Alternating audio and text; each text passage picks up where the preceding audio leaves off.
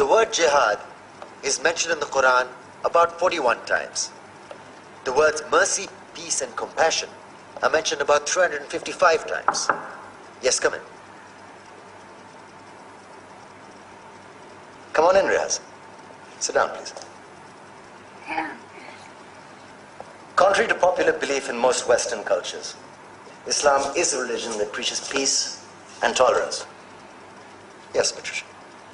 If Islam truly is a religion that preaches peace, then how come the world's most troubled spots, the West Bank, Afghanistan, Pakistan, Iraq, they're all plagued with Islamic terrorism? Well, that depends on your definition of terrorism. Some might argue that the U.S. invasions of countries like Iraq and Afghanistan are also acts of terrorism. No, those were acts of war to get rid of despotic regimes. Or a means of getting at a country's oil.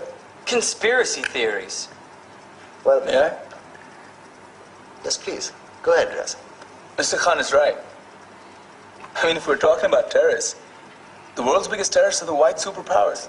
Come on now. No, really, stop and think about it. Explain 9/11.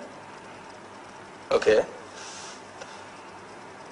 Do you know how many people died in the Twin Towers strike? Around 3,000. And do you have any idea how many people died in the bombing of Afghanistan? Take a wild guess. More than 15,000 people died. And that's just conservative figures. About 50,000 tons of explosives were dropped on innocent civilians. Men, women, children. Yeah, but that was because of the Taliban.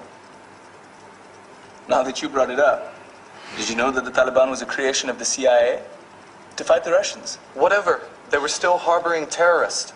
Yeah, right. Terrorists that were never found.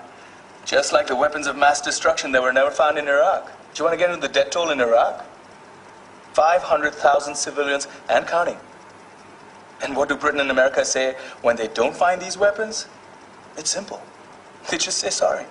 And still refuse to relinquish control of these countries. What are you trying to say? What I'm trying to say is that just because you're American, wear a fancy suit, and call yourself the president, doesn't make you any less of a terrorist.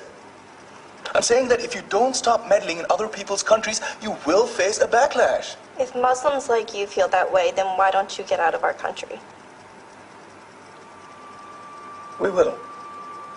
As soon as you promise to leave ours.